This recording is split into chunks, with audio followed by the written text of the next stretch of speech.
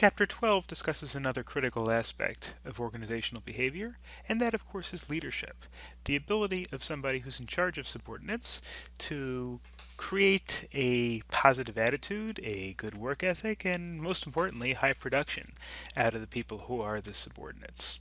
So, leadership can be defined as the ability to influence a group towards a particular goal. Now, there's lots of different types of leadership. There's formal leadership, in which somebody who's put in charge of a group. There's non-sanctioned leadership, in which people who may be colleagues of other people maybe lead by example, maybe take charge when they're not necessarily given the authority, but they're able to take charge based on their charisma or based on their ability to come up with good ideas.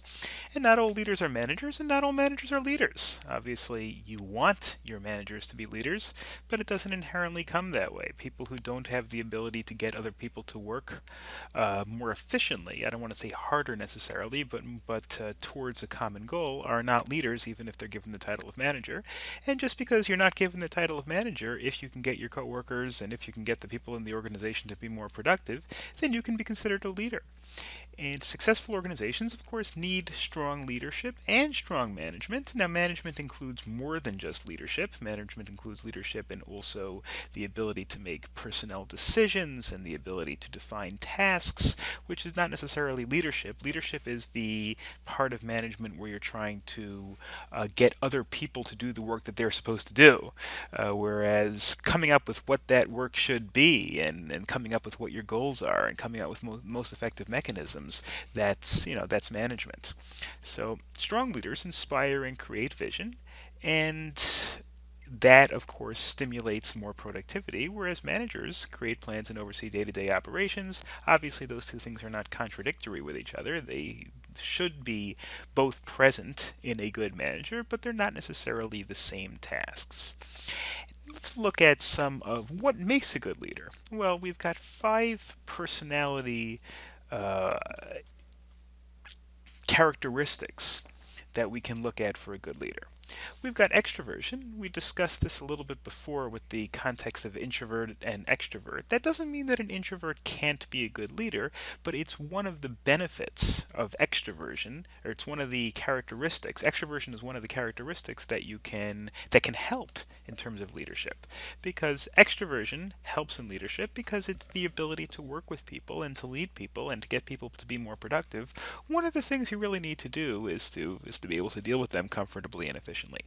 Conscientiousness and openness, which is the idea of trying to be conscientious in that working hard to exhaust all the possible options and to carefully think about something before it's being done. And openness to experience, which means the ability to try new things, the ability to think a little bit outside the box. These are all things that are relevant to leadership. Agreeableness and emotional stability are not necessarily correlated with leadership, based on the idea that agreeableness, which you want to agree with other people, that may actually hurt somebody's ability to be a leader, because if somebody just agrees with what everybody else says, well then other people are unlikely to follow that person, and the leadership might be confusing if the person is constantly changing his or her mind based on what other people say. Now, emotional intelligence is correlated with leadership, and the reason why it's under-investigated, as it says over here, is simply because one of the things we discussed before is that it's not 100% clear what emotional intelligence means or whether it really exists. But emotional intelligence certainly has the potential, if you can look at other people and try to make a determination as to their emotions and how to manipulate those emotions. Those could definitely help when it comes to leadership characteristics. And these ideas can lead to 2 basic conclusions. Traits can predict leadership. In other words, people who have higher emotional intelligence, people who are more extroverted. These are traits, and they can generally predict who's going to be a good leader and who's not going to be a good leader. Now, obviously, it's not 100% correlation, but they can predict to at least some extent. However, once you have somebody with the traits, the appearance they can establish the appearance of leadership leadership, but you don't really know whether a person's going to be effective in the long run. That may take a lot of a subtle moral character, things like that, things that are not really built into traits. So, in other words, a trait, if somebody's more extroverted and somebody has high emotional intelligence and can read other people, that person's more likely to be able to be a leader. But then when it comes to becoming a very good leader or becoming an effective leader, that's something that takes so many more characteristics and so many more underlying skills that it's not going to be a great mechanism at the outset. Basically, these leadership traits can make you determine who to try as a leader, but then you have to kind of evaluate their performance after a while to see whether they actually are effective as a leader. So then we move into these behavioral theories. Now, behavioral theories really came from originally, I mean, there have been a lot more studies since then, but two studies that were taken in the 1950s by Ohio State and University of Michigan, two prominent Midwestern colleges. And these were based on the question of what makes an effective leader. How can you determine what kind of behavior is going to create an effective leader, not only in determining who to hire, but also in behaving in a certain way? If you're a leader, if you're a manager, well, what sort of things should you focus on? What sort of things should you concentrate on when determining how to be a leader? Now, the Ohio State study really kind of bifurcated the effective characteristics of a leader into two things. One was consideration. Now, consideration means looking at the well-being and the attitude and the satisfaction of the people themselves, the people who are themselves in your team. This is really the degree to which a leader acts in a friendly and supportive manner towards the subordinates who are on the team. Then the initiating structure is the degree to which a leader defines and structures his or her role and the role of the other people on the team in achieving the parts of the group. So in other words, one is really dealing with the individuals, and the other, the initiating structure, is really dealing on the structure of how the group is going to work together. So basically, if you're following the Ohio State studies, what you should really do is you should look to make sure, number one, that the people on your team are satisfied, that the people on your team are happy, that the people on your team are effective, and that you've put everybody in a position to win. I like to use sports analogies. The consideration, if you're a football coach, the consideration would be making sure that everybody's happy and that everybody's comfortable and that people aren't being bullied in the locker room and that people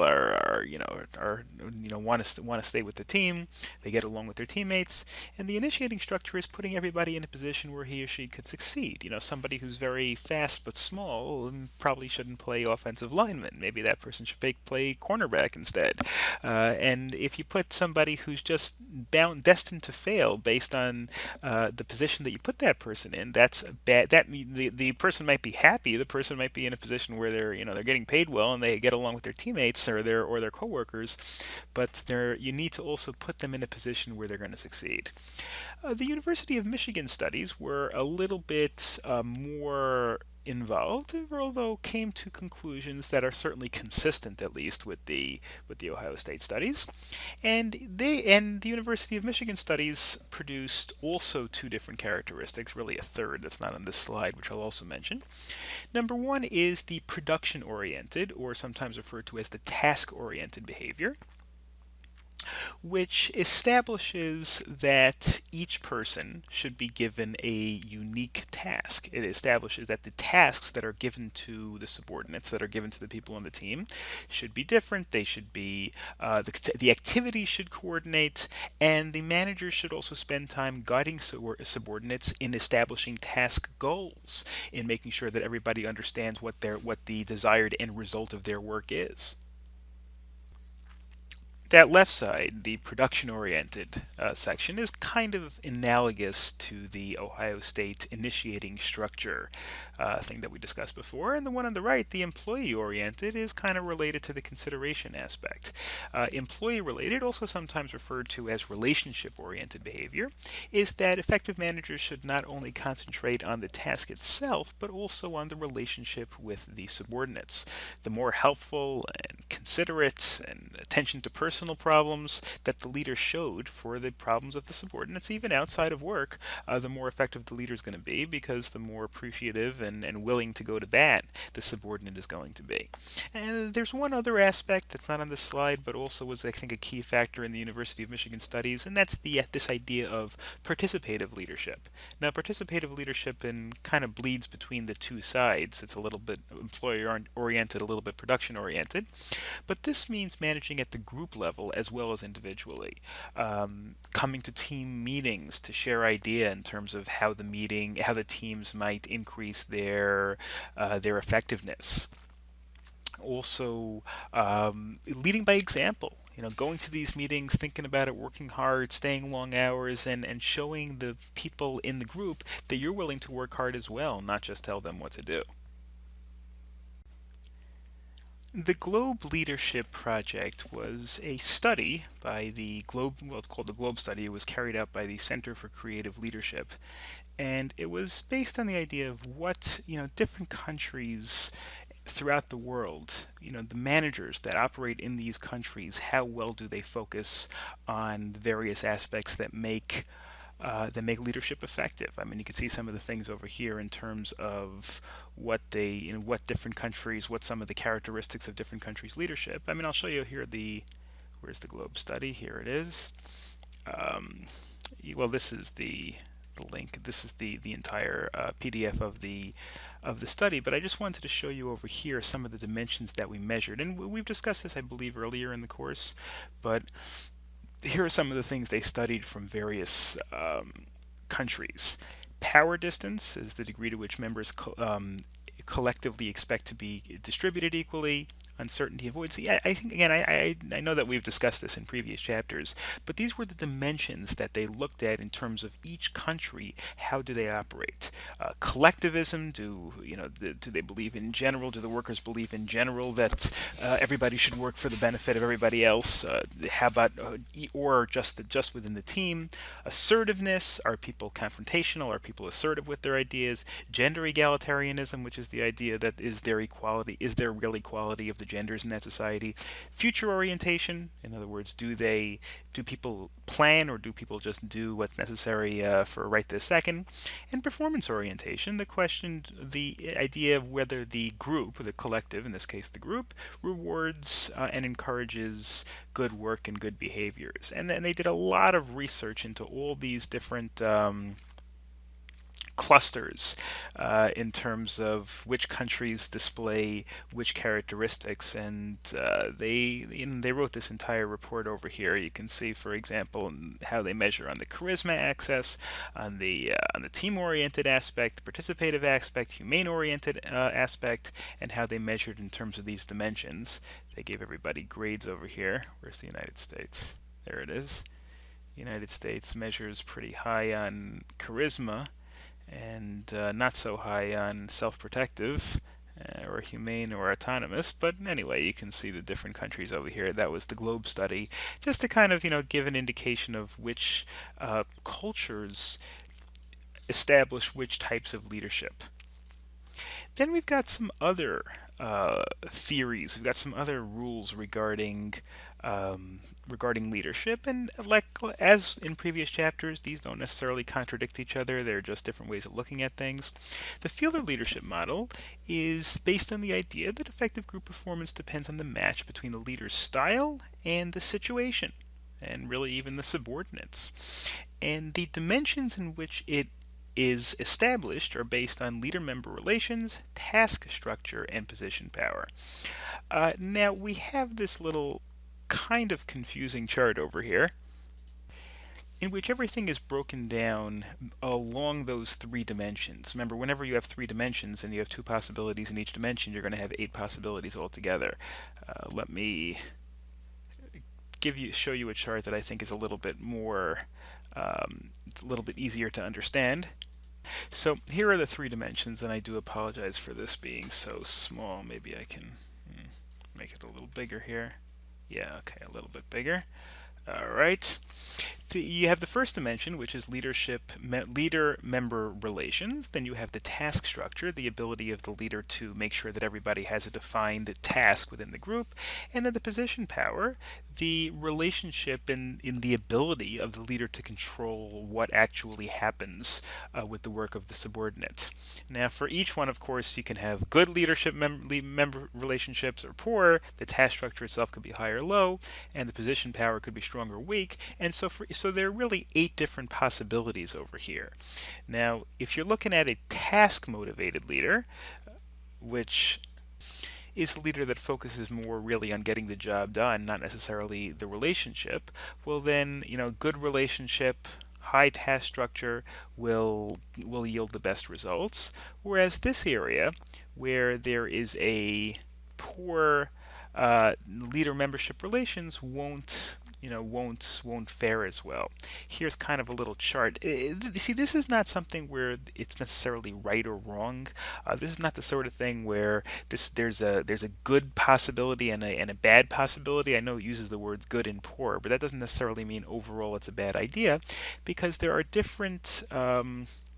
What this chart indicates is that there are just different levels that are best for different types of structures.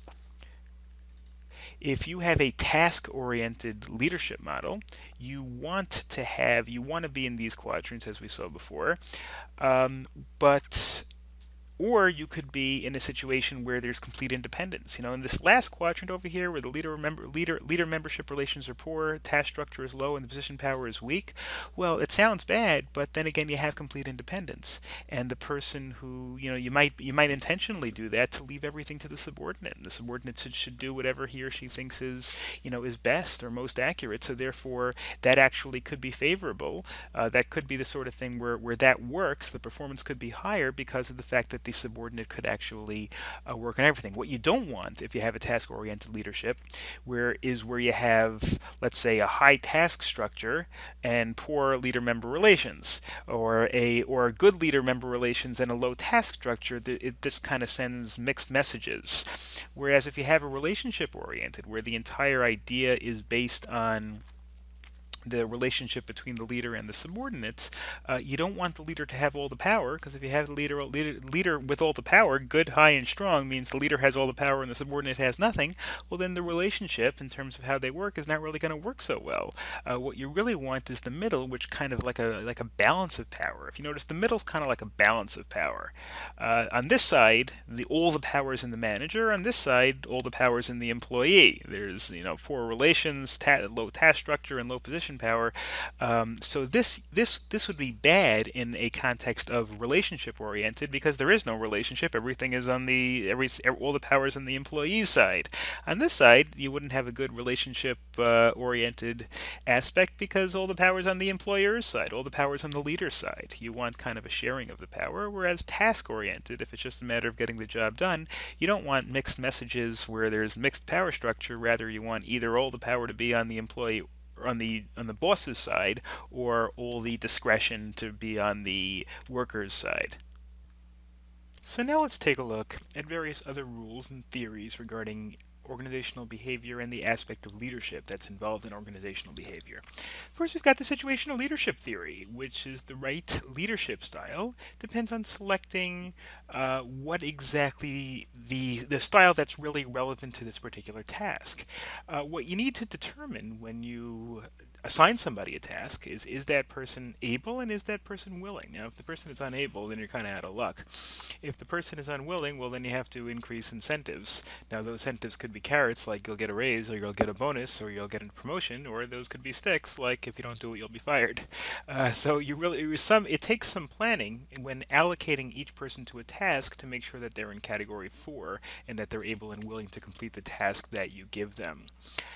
Then we have another aspect of leadership, the path goal theory, which says that it's the leader's job to provide the information, support, and resources that are necessary to accomplish that particular task. Now, the directive leadership yields greater satisfaction when tasks are ambiguous or stressful, because directive, in other words, means telling the person telling the subordinate, telling the worker what exactly you need to do. Now, if the task is not clear, if the task is a little ambiguous, you want to be as direct as possible, because then the person, the subordinate doing the work, will actually know what to do. You don't want to give the subordinate ambiguous work and then ambiguous task, and then just leave the subordinate alone to try to figure out what it is that you meant or what it is that's relevant. Supportive leadership also results in high performance when the tasks are structured. Supportive, giving your feedback, giving the resources that the person needs helps, especially when the task is structured so that the subordinate knows what to do and really doesn't need your direction necessarily. Because the task is pretty structured anyway, and the subordinate really knows what to do one way or the other. But over here, that's when you need supportive leadership, because you still need support even when the task is structured. And directive leadership, again, which we discussed, is really important when the task is kind of ambiguous, is perceived as redundant by employees with high ability and experience. In other words, if people have already done this a bunch of times, they don't want you necessarily to look over their shoulder. Whereas if you have a rookie doing something, the rookie might want you looking over their shoulder to make sure that they don't make mistakes. Okay, then we move to a concept that is, of course, part and parcel of leadership, and that is charisma.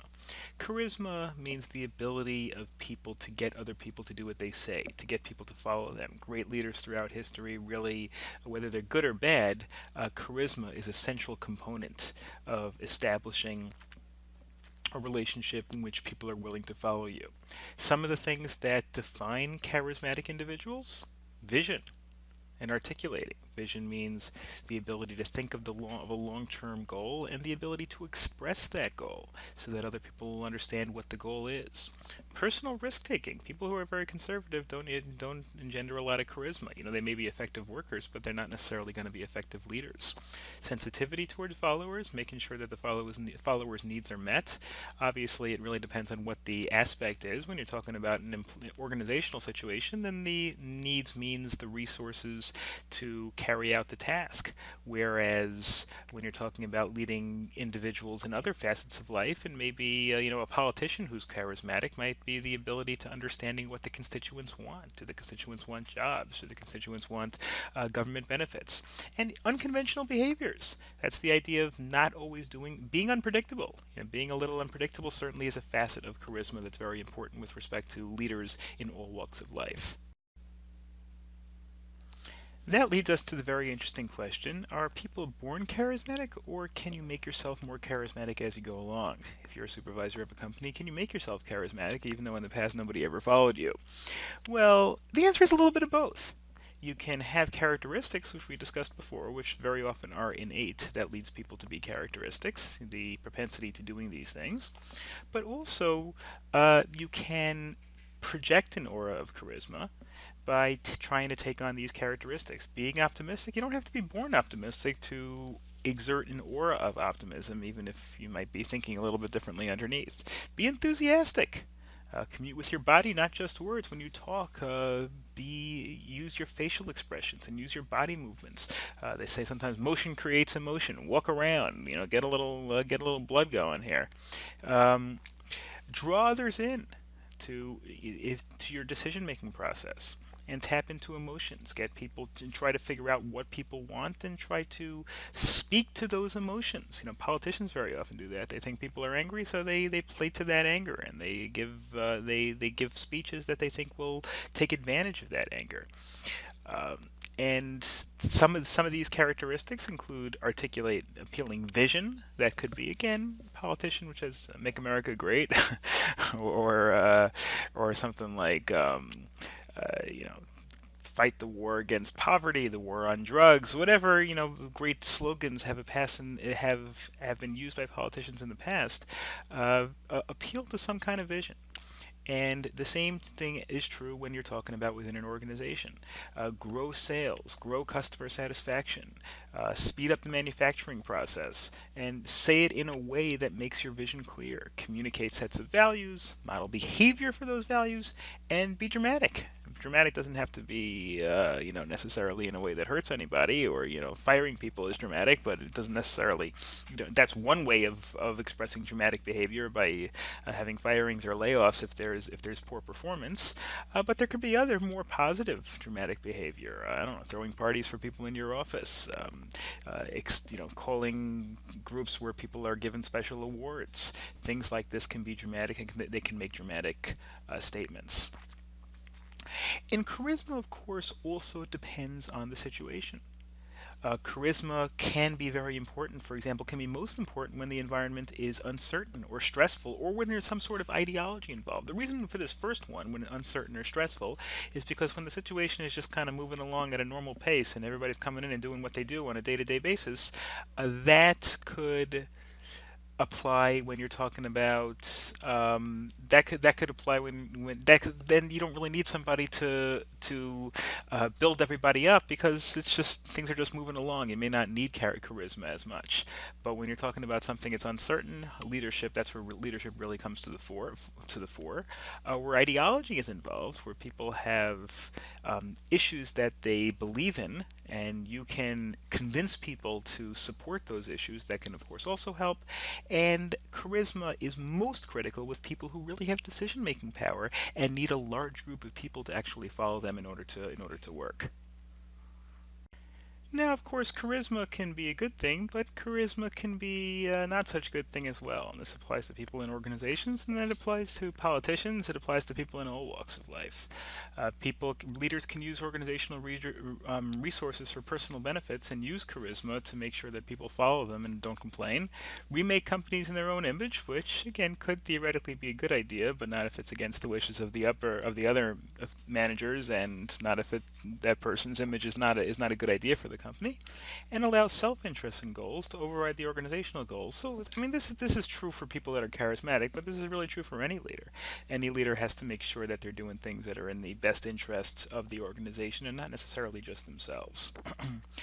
You got two types of leadership over here. Transactional leaders are people who are leading not necessarily to change the nature of the employees or of the subordinates. These are people who are trying to establish a task. There's something that has to be done. Okay, so I'm a leader to make sure that this task has to be done, and that's my job. Transformational leader, which I guess is a higher level of leadership to some extent, although there are some situations in which the transactional skills are the ones that really are most critical. But the transformational leaders inspire followers to transcend their own self-interests for the good of the organization. We have a little chart over here in terms of the if you have these are transactional leaders and transformational leaders. Now, leaders can be passive, and that or leaders could be active. Generally speaking, active leaders are more effective than passive leaders, but on some types of leadership are especially good or especially bad. Laissez-faire essentially is borrowed from economics, which is the idea that you pretty much let people do whatever they want, let the open market do whatever they want. That, of course, is very passive and is not very effective in terms of leadership. There, in fact, really isn't leadership. Management by exception, which is essentially pointing out things that do not work in the normal way. It's really a very minimalist way of leadership. It is a little leadership, but saying that didn't work and that didn't work, and just don't say anything else regarding what does work. Contingent reward. It's again rewarding people or your employees, your people on your staff, if things do go well. Kind of in the middle, not very active, but better than things like just leading once in a while or not leading at all. All the way up to idealized influence, where you're able to influence people to work towards an idea and work based on an idea. You have to be very active in inspiring the people that work under you, and of course, it can be very effective. So let's continue with our discussion of transformational versus transactional leadership. Transformational leadership, again, it's effective because of the fact that you're increasing the ability of the employees, of the people you work with, to work on their own, and you're inspiring them to do a better job. It tends to be more effective in smaller companies, people who don't feel like they're part of this massive bureaucracy, who may almost laugh at people who are trying to be inspirational in a company with 1,000 people in it. It works better with leaders who directly interact with their followers, and it's the sort of charisma which means that the more day-to-day contact you have with the people you're trying to influence, the more you can influence a person in this respect. It can be learned because you can learn to do these things in terms of being positive, in terms of being motivational, in terms of establishing incentives. Transformational leaders, creativity is one aspect, and create positivity. Create the can do spirit, which is really the idea of optimism, positivity in the environment. The Globe study, which we discussed before, again, that looked through a variety of cultures and how leadership this goes in those cultures, found that vision is important in any culture, but how it's formed and communicated, how that vision is moved from place to place, can vary from culture to culture. In other words, some are more authoritarian, where the supervisor will just say, "Well, this is the way it needs to be, and that's that."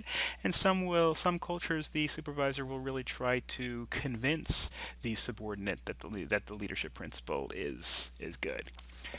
And how do you create this transformational leadership, which is the ideal, the highest level of leadership? Lower turnover, because the longer you deal with a group of people, the more likely they are to follow along. Higher productivity, people gain confidence in the system by being more productive. Lower employee stress and burnout causes people to have a positive attitude, feel more positive toward the leader that's giving them that friendly environment. And of course, similarly, higher employee satisfaction. All these can combine to not necessarily inherently mean that the leadership is transformational, but create and foster an environment in which transformational leadership is more possible and more likely. Now we're going to kind of segue into another area of leadership, and that's the effect that a leader can have on the subordinates from a moral perspective and even from an ethical perspective. Authentic leaders are people that are lead not because it's almost like do as I say and as I do. Lead by example. People who their commitment to the organization and to the goals that the team is trying to establish is self-evident from their own conduct and from their own work. They create trust, they encourage open communication, and people have faith in them based on the idea that people see that their heart is really in is really in the task that they're trying to do and in trying to make the goal. And ethics, of course, also plays a big role in leadership. Executives set a moral tone for an organization, and that's that if the leaders indicate to the employees, either subtly or by telling them that if they set the example that we can rip off customers, or we can be dishonest with suppliers, or we can cut corners in terms of reporting and things like that, that of course sets a tone for the people in the company, who may become dissatisfied if it conflicts with their moral compass, or they could learn from it that they can cut corners in the organization as well. So leadership is not value free, which means that the leader has to frame by ethics. Now, of course, what those ethics are does vary from culture to culture. Exactly how, some cultures might say that anything you do that's going to hurt the public at large or not going to help the public at large would be unethical, whereas some cultures would have a more laissez-faire attitude and to say that we don't have to worry about the rest of society unless we're breaking the law. The only thing we have to worry about is maximizing profits. And that's also an ethical issue. And the ethics is not something that's inherently framed by a rule that applies to everybody. It is the sort of thing that you have to look at in society. Now, that brings us to the next issue in terms of, socialized charismatic leadership. It conveys other-centered values by leaders who model ethical conduct, and the idea of people who are leaders in more than just fulfilling the task, people who are leaders in terms of modeling conduct. That brings us to a similar concept of servant leadership, which is the idea, it sounds kind of loaded, the term, but it's almost the idea where the supervisor doesn't just lead from a task perspective, doesn't just lead from trying to make sure that certain things are done, but they focus on opportunities to help the followers, help the other employees lower down in the organization, grow in both a business perspective and in other perspectives as well. This emphasizes persuasion based on the idea that the more you try to help the people personally, the more they're going to follow you. Some examples, or some effects of servant leadership. In other words, really just trying to help subordinates in many ways other than just performing the task, include higher levels of commitment, increased team potency, higher levels of creativity, who people want to go outside the box. Rather if you have a leader who just focuses specifically on getting the task done and doesn't worry as much about you as a person, maybe the only thing you're going to be willing to do for that person is to do precisely what you have to. Whereas if somebody cares about you and tries to mentor you and tries to help you, maybe you'll try to go outside the box and try to help that person with your own creativity. And we're going to finish up this chapter with some elements of leadership that lead to discuss trust, challenges, things like that. Building a trust in your subordinates includes taking risks that the people know that you're willing to go a little bit outside your comfort zone for the benefit of the company, share information with subordinates, and the bottom two are results. Having effective groups and increasing productivity allows the employees to actually trust your leadership style. Then there's leadership that's not necessarily designed for now, but leadership that you hope will pay dividend in the long term. The idea of a mentor, which is a senior employee, it could be in an organization, it could be in any other context as well, people where you kind of take somebody under your wing, where you show them what to do and you hope to build positive attributes in the future. It actually helps it helps for the person that's the mentee, the protege, and it also helps the person that's the mentor by allowing the mentor to develop more self-confidence.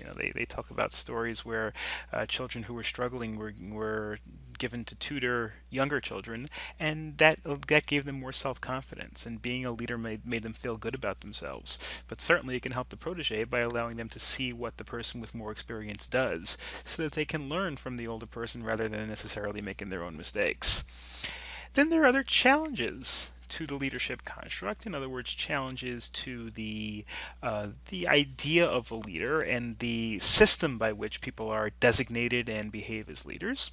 First of all, performance outcomes are attributed to the leader's actions, and that means that if there is a bad result, people may blame the leader, even when it really wasn't the leader's fault. Just like when there's a good result, people may give praise to the leader when also the leader didn't have that much to do. Again, with the sports analogy, the manager, when the team does well, everybody thinks the manager's a genius. When the team does badly, everybody thinks the manager's a bum.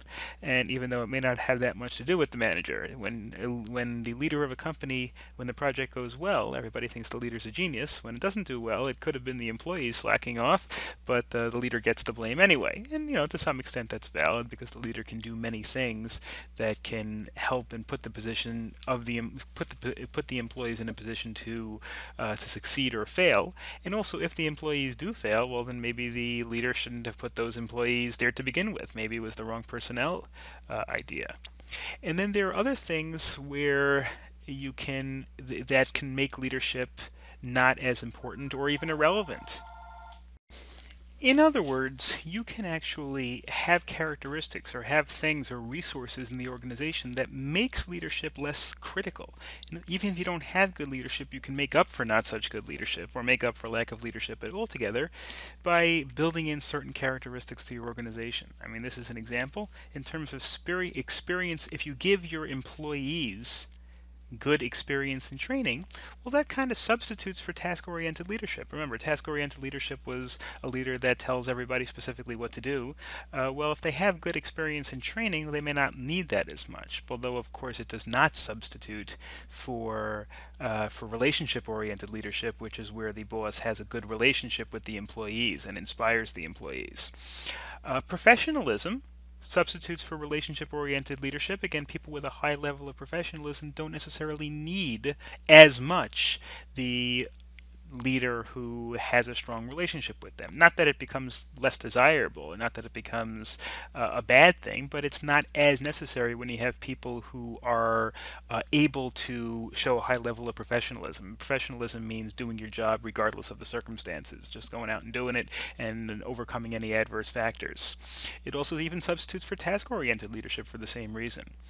Indifference to rewards neutralizes relationship orientation in an oriented relationship leadership, because if people don't want the rewards or don't care about the rewards, then establishing a good relationship with the employee, which is really a way of increasing feedback, increasing positive feedback, doesn't really now all of a sudden having that kind of relationship doesn't really help, because the employee doesn't need whatever it is you have to give. And again, you can see similar effects in these other things. Highly structured tasks, giving everybody precisely what they need. Well, you need less task-oriented leadership, because now the employee knows what to do inherently. Providing If the task provides its own feedback, if you make something and then you test it out right away and you see whether it's good or bad, well, again, you don't really need so much task-oriented leadership, because the employees see right away whether what they're doing is working or not working. If the job is intrinsically satisfying, if the job is something that people take satisfaction in, well, then that substitutes for relationship oriented leadership, because you don't need to build up the confidence and build up the sense of purpose as much in the employee if there's something inherent in the job that gives it that sense of purpose. And then when it comes to goals and rules, procedures, these things, of course, all substitute for task oriented leadership, because if you have a good series of goals and a good series and highly rigid rules, think good systems for rules, good systems for goals. These are things that can have an impact. It can kind of decrease the need for task-oriented leadership, because of the fact that people know what to do by themselves. They have rules, they have procedures, they have goals. Cohesive work groups. Groups in which people that are part of the group enjoy working with each other and want to work for each other can be a substitute for both kinds of leadership, because of the fact that people are more self-motivated and don't need as much external motivation. Finding and using creative effective leaders, hopefully we've demonstrated how important it is in general, and there are various ways you can do it. You can try to look for existing leaders by reviewing the knowledge, skills, and abilities that you need, using those personality tests for introversion or extroversion, and for high moral standards, all the things that we discussed, and consider situation-specific experience. Does this person, has this person worked for other companies and had the ability to draw the most out of a sales force in the past? And training leaders that are already good can be made even better. Leaders that are so-so can be made good by process training and increasing all of their abilities, as we discussed in this chapter. And of course, so this is kind of a summary in terms of how all of these things can be applied to leaders. You can ensure that preferences on the initiating structure are a match for the dynamics in your culture. In other words, looking to make sure that the dimensions that where the supervisor is initiates a structure that provides for the employee, fits in with your culture, and the consideration factors where the employer looks out for the well-being and the welfare of the of the employee, both inside and outside of the employment relationship. Hire candidates that exhibit these transformational leadership qualities. Hire candidates that you believe are ethical and trustworthy, as we discussed before. Those are also important components in leadership. Develop trusting relationships, and of course, leadership training. These are all just some of the things that can help increase the leadership potential of your staff.